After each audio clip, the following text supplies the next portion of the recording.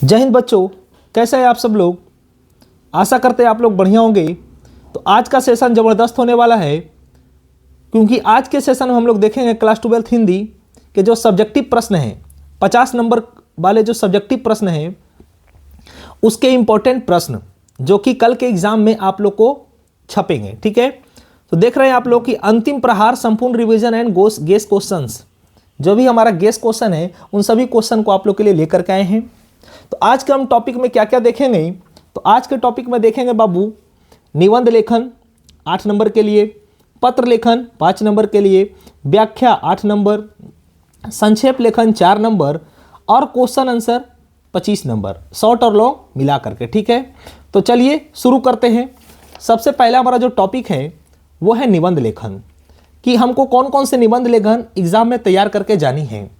जैसा कि आप लोग को दिख रहा होगा, सबसे पहला निबंध लेखन है छात्र और अनुशासन, इंपॉर्टेंट है। मेरे प्रिय कवि, ये भी इंपॉर्टेंट है। महंगाई की समस्या, ये भी इंपॉर्टेंट है। भ्रष्टाचारी की समस्या, बेरोजगारी की समस्या, विज्ञान वरदान है या अभिशाप है, शिक्षक दिवस और राष्ट्र निर्माण और नारी, इन सभी टॉपिक के ऊपर आपको ऐसे करके जानी है। ठीक है, और ऐसे लिखना कैसे है उसका तरीका है बाबू, वो तरीका को आप लोग को फॉलो करना है। ठीक है, तरीका क्या है देखिए, जैसा कि एक नमूना के तौर पे हम आप लोग को दिखाते हैं, आपको ऐसे ही लिखना है। जैसा कि आप लोग को दिख रहा होगा, बेरोजगारी, टॉपिक का नाम क्या है बेरोजगारी। रूपरेखा को बढ़िया तरीके से लिखना, बॉक्स में बंद करना है बाबू। ठीक है, रूपरेखा लिखनी कैसे है, इस तरीके से काला कलम से ही लिखनी है। फिर एक एक टॉपिक करके भूमिका का वर्णन करना है, भूमिका लिखे ब्लैक पेन से, फिर ब्लू से हम इसको एक्सप्लेन किए। फिर इधर भी वैसे ही किया, देखिए बेरोजगारी दूर करने का उपाय बढ़िया से डिब्बा बंद किए, फिर उसके बारे में लिखे, उपसंहार उसके बारे में लिखे। तो इस तरीके से आपको लिखना है निबंध लेखन। ठीक है, निबंध लेखन यदि आप ऐसे लिखते हैं तो आपको एग्जाम में 8 के 8 नंबर मिलेंगे। ठीक है, हमने निबंध लेखन देख लिया। अब चलते हैं प्रमुख पत्र लेखन।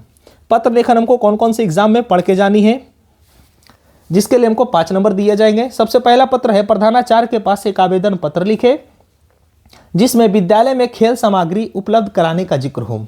विद्यालय में खेल सामग्री उपलब्ध कराने के लिए प्रधानाध्यापक के पास एक पत्र लिखना है। दूसरा है, मासिक शुल्क या परीक्षा शुल्क, जुर्माना शुल्क माफ करने के लिए प्रधानाध्यापक के पास पत्र लिखना है, यह भी इंपॉर्टेंट है। तीसरा है, नया खाता खुलवाने के लिए बैंक प्रबंधक के पास एक पत्र लिखना है। नया खाता खुलवाना है, बैंक प्रबंधक के पास एक पत्र लिखना है। पत्र कैसे लिखना है उसका भी फॉर्मेट आप लोग को दिखाएंगे, वीडियो में बने रहिएगा। ठीक है, चौथा पत्र इंपॉर्टेंट कौन सा है, देखिए चौथा नंबर का पत्र, विद्यालय में प्रधानाचार्य को पुस्तकालय में, यानी महाविद्यालय में प्रधानाचार्य को पुस्तकालय में हिंदी की पत्रिकाएं उपलब्ध कराने हेतु पत्र लिखना है। यानी हिंदी की पत्रिका उपलब्ध कराने के लिए प्रधानाध्यापक के पास एक पत्र लिखना है बाबू, याद रखना है। पांचवा, अपने पिता के पास एक पत्र लिखे जिसमें छात्रावास के जीवन के बारे में बताना है। छठा है, वार्षिक परीक्षा की तैयारी के लिए अपनी माता जी के पास एक पत्र लिखना है। सातवां, महाविद्यालय परित्याग पत्र या आचरण पत्र के लिए प्रधानाध्यापक के पास एक पत्र लिखिए। आठवां है, अपने विद्यालय में बिहार दिवस महोत्सव मनाने के लिए पत्र लिखना है। ये 8 गो इंपॉर्टेंट पत्र है और यही 8 इंपॉर्टेंट पत्र से आपके परीक्षा में 1 या 2 प्रश्न देखने को मिलेंगे। तो आप बढ़िया तरीके से इसे करके जाइएगा एग्जाम हॉल में। ठीक है, अब हमको पत्र कैसे लिखना है बाबू, किन किन तरीका पे हमें ध्यान रखना है, इसका फॉर्मेट क्या है, इसका तरीका क्या है। तो देखिए, एक नमूना के तौर पर हम आप लोग के लिए लेकर के आए हैं। जैसा कि आपको दिख रहा होगा, बढ़िया तरीके से काला कलम से आपको लिखना है, प्रश्नोत्तर संख्या जितना भी नंबर में रहेगा प्रश्न दिया वो लिखना है। फिर क्वेश्चन लिखना है आपको ब्लैक पेन से। उसके बाद सेवा में प्रधानाचार्य महोदय, विद्यालय का नाम, जो भी लिखना है ऐसे इस तरीके से लिखना है। ये हमारा हो गया अपर फॉर्मेट, क्योंकि कोई भी लेटर 3 फॉर्मेट में बनता है। एगो अपर फॉर्मेट होता है, ये जो बीच में लिखा है मिडिल फॉर्मेट है, और जो ये लास्ट में लिखते हैं हम लोग, जो लास्ट में लिखा हुआ है ये हमारा लोएस्ट फॉर्मेट है। और लोएस्ट फॉर्मेट के नीचे हमको डेट लिखना है बाबू, डेट। ठीक है, दिनांक लिखना है आपको, और दिनांक लिखना है कल का, कल आपका एग्जाम है तो उसी वही डेट लिखना है यहाँ पे। ठीक है, बढ़िया तरीके से। ठीक है, तो ये हो गया हमारा औपचारिक पत्र का फॉर्मेट। एक होता है अनौपचारिक पत्र, जो सगे संबंधी के पास लिखते हैं, उसका फॉर्मेट आप इधर देखिए, उसका फॉर्मेट इधर लिखा हुआ है। प्रश्नोत्तर संख्या 14, जो जितना भी नंबर में रहेगा वो लिखना है। क्वेश्चन भी लिखना है काला कलम से। इसमें सेवा में ये सब कुछ नहीं लिखा था, इसमें लिखा था क्या है, परीक्षा भवन। आप कहाँ से लेटर लिख रहे हैं, अपना परीक्षा का सेंटर का नाम लिखिएगा, कहाँ कॉलेज है वो लिखिएगा। पिन कोड लिखिएगा और डेट लिखिएगा। बाकी जिसके ऊपर आप लिख रहे हैं वो लिखना है, फिर बीच में ही लिखना है मिडिल फॉर्मेट, ठीक है। और लास्ट में यही करते हैं हम लोग संबोधन, लास्ट में ये संबोधन करना है, संबोधन, ठीक है। लास्ट में ये इस तरीके से करना है, अपना नाम देना है, आपका आगे कार्य पुत्र या पुत्री जो भी रहेगा इस तरीके से। तो इस तरीके से आपको फॉर्मेट लिखना है बाबू। इस तरीके से यदि आप लिखते हैं तो एग्जाम में 5 के 5 नंबर आपको मिलेंगे, ठीक है। लेटर देख लिए हम बढ़िया तरीके से। अब चलते इंपॉर्टेंट व्याख्या कौन कौन से हैं जो हमारे एग्जाम में आएंगे। व्याख्या, और व्याख्या भी 8 नंबर के प्रश्न पूछे जाते हैं। कौन कौन से व्याख्या है देखिए। सबसे पहला व्याख्या क्या कहता है, जो कुछ मवाद या धुआं जमा रहता है वह बातचीत के जरिए भाप बनकर बाहर निकल जाता है, ठीक है। आपको व्याख्या भी कैसे लिखना है, तो व्याख्या लिखने का भी तरीका है बढ़िया तरीके से। जैसे आप लोग को नमूना के तौर पे हम एक दिखाते हैं, जैसा आपको दिख रहा होगा बाबू बढ़िया तरीके से। क्वेश्चन लिखा है, जादू टूटता है उषा का अब सूर्योदय हो रहा है, ये लाइन है, इसको व्याख्या करना है। तो व्याख्या करने के लिए हमको लिखना है, प्रस्तुत पंक्ति हमारी पाठ्य पुस्तक दिगंत भाग 2 के काव्य खंड के पाठ का नाम। पाठ का नाम जब भी लिखेंगे डबल इन्वर्टेड कॉमा में और काला कलम से लिखना है, ठीक है। यही चीज़ पे आपको गौर करनी है।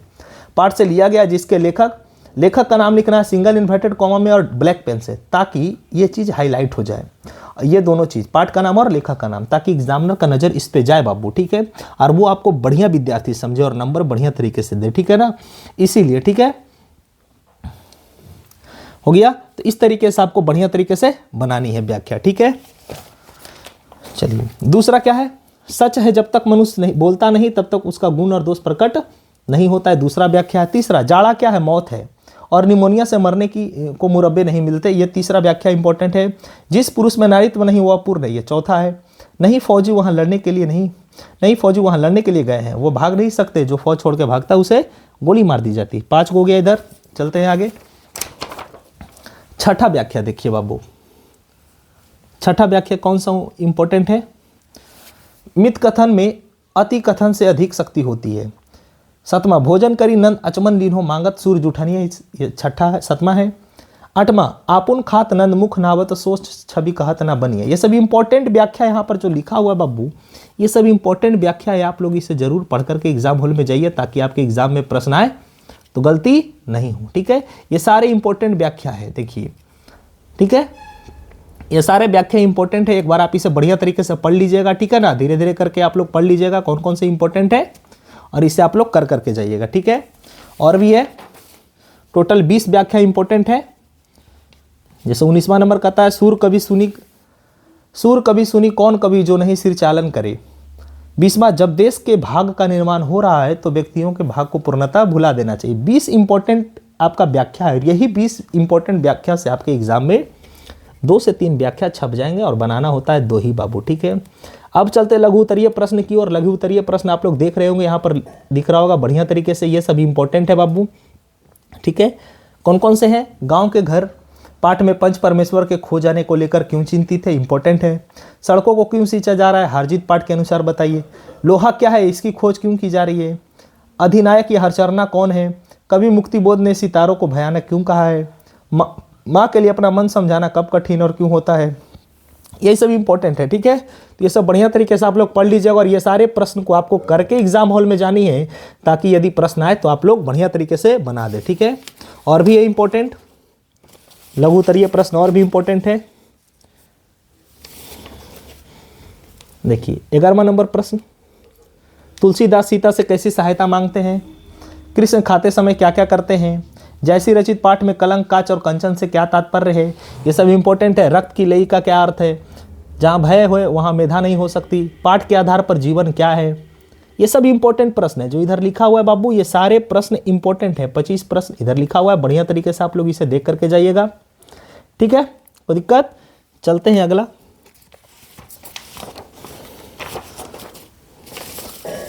कुल 32 प्रश्न है आपके शॉर्ट में, कुल 32 प्रश्न है, और आपको ये 32 प्रश्न बढ़िया तरीके से करके जानी है। गैंग्रीन क्या है, रोज कहानी की मालती ने किताब का क्या किया, बुद्ध ने आनंद से क्या कहा था, ये सारे प्रश्न हैं। और ये प्रश्न लॉन्ग के साथ साथ, ये प्रश्न शॉर्ट के साथ साथ आपको लॉन्ग में भी देखने को मिल सकते हैं, ठीक है। तो शॉर्ट प्रश्न थे कितने, 32 प्रश्न में आपके एग्जाम में 4 से 5 प्रश्न देखने को मिलेंगे। बढ़िया तरीके से करके जाना है आपको। चलते हैं लॉन्ग प्रश्न की ओर, दीर्घोत्तरीय प्रश्न की ओर, कि दीर्घोत्तरीय प्रश्न कौन कौन से इंपॉर्टेंट है। आप यहाँ एक बार देख लेना है इसको, ठीक है। प्रवृत्ति मार्ग और निवृत्ति मार्ग क्या है, बातचीत निबंध का सारांश लिखना है, लहना सिंह का परिचय अपने शब्दों में देना है, संघर्ष समिति से जयप्रकाश नारायण की क्या विशेषता ये लिखना है, अर्धनारीश्वर पाठ के सारांश को लिखना है, रोज कहानी के केंद्रीय संदेश का लिखना है। ये सारे प्रश्न इंपॉर्टेंट हैं जो यहाँ पर लिखे हुए हैं बाबू, ठीक है। 15 प्रश्न इधर हैं और 2 प्रश्न इधर, यानी कुल 17 प्रश्न हैं। कुल 17 प्रश्न है और ये 17 का 17 प्रश्न इंपॉर्टेंट है जो आपको एग्जाम में करके जानी है बढ़िया तरीके से, ठीक है। तो आप लोग बढ़िया तरीके से इसे एक बार देख लीजिए कि कौन कौन से प्रश्न इंपॉर्टेंट है और हमको कौन कौन से प्रश्न पढ़ करके जाना है। ये सब प्रश्न तो पढ़ करके ही आपको जाना है एग्जाम में, क्योंकि इससे ही आपके एग्जाम में प्रश्न आएंगे, ठीक है। लास्ट हमारा आज का जो टॉपिक है 50 नंबर का, वो है संक्षेप लेखन। वो क्या है? संक्षेप लेखन। तो संक्षेप लेखन हमको बनाना कैसे है, किन किन बातों पर फोकस करनी है, वो एक बार नज़र दीजिए, ठीक है। बढ़िया तरीके से देखिए इसे। क्या है संक्षेप लेखन? संक्षेप लेखन जो आपके एग्जाम में 4 नंबर के पूछे जाते हैं। संक्षेप लेखन बनाने के लिए सबसे पहले संक्षेप को आपको बढ़िया से पढ़ना है और पढ़ते के साथ साथ उसमें कितने शब्द है उसको काउंट करना है, ठीक है। फिर दूसरा नियम है पूरे शब्द का 1/3 भाग संक्षेप करना है। जैसे शब्द मान के चलते हैं कि हमारा संक्षेप लेखन में शब्द है 90 शब्द है, तो इसका 1/3 भाग कितना है? 30 शब्दों में हमको संक्षेप लेखन लिखना है। कितने शब्दों में? 30 शब्दों में, ठीक है। तरीका क्या है लिखने का? सबसे पहले संक्षेप लेखन में संकेत को लिखना होता है। संकेत कैसे लिखाता है? जो भी संक्षेप आपका दिया रहेगा उसका ऊपर का 3 से 4 वर्ड लिखना, ऊपर लाइन का, फिर डॉट करके नीचे लाइन का आपको 3 से 4 वर्ड लिखना है। ये आपका संकेत हो गया कि जो हम संक्षेपण लिख रहे हैं वो इस टॉपिक के ऊपर लिख रहे हैं, ठीक है। दूसरा हो गया शीर्षक। शीर्षक क्या होता है? शीर्षक जब आप संक्षेप को पढ़िएगा तो आपको पता चल जाएगा कि वो जो टॉपिक है वो किसके ऊपर है, वो जो संक्षेप दिया गया वो किस टॉपिक के ऊपर दिया गया है, उसका यहाँ नाम लिखना है। जैसे कोई दिया गया हिमालय पर्वत के बारे में पूरा लिखल है तो इसका शीर्षक होगा हिमालय पर्वत की विशेषता या महत्ता, जो भी है। फिर संक्षेप लिखेंगे लास्ट में 1/3 भाग में हमको क्या लिखना है? संक्षेप। मान के चलते 90 वर्ड है तो 90 वर्ड में 30 वर्ड हमारा छाट करके ऐसा लिखना है, मेन वर्ड, उसी को बोलते हैं क्या? संक्षेप, ठीक है। तो इस तरीके से हमारा 50 का 50 सब्जेक्टिव पोर्शन इस तरीके से कंप्लीट होता है, ठीक है। बढ़िया तरीके से आप लोग एग्जाम दीजिए, ठीक है। कल के एग्जाम के लिए आप सभी लोग को ऑल द बेस्ट, ठीक है। आप लोग एग्जाम में एकदम पॉजिटिव एनर्जी के साथ जाइए और हिंदी के एग्जाम आप लोग का बहुत सुंदर जाएगा, ठीक है। जो भी हम चीज़ बताएं उन सभी चीज़ों को फॉलो करना है। आपके एग्जाम में 2 पेन को ले जाना है, ब्लैक और ब्लू, ठीक है। बाकी हमारे तरफ से आप सभी को all the best my dear students, हमारी तरफ से आप सबका बेस्ट विशेष। बाकी आप लोग मस्त रहिए, बिंदास रहिए, ठीक है। बाकी मिलते हैं कल। आज के लिए इतना ही। जय हिंद। वीडियो पसंद आता है वीडियो को लाइक करिए, सब्सक्राइब भी करिए और ज़्यादा से ज़्यादा अपने दोस्तों के पास शेयर भी करिए। कल मिलते हैं। जय हिंद।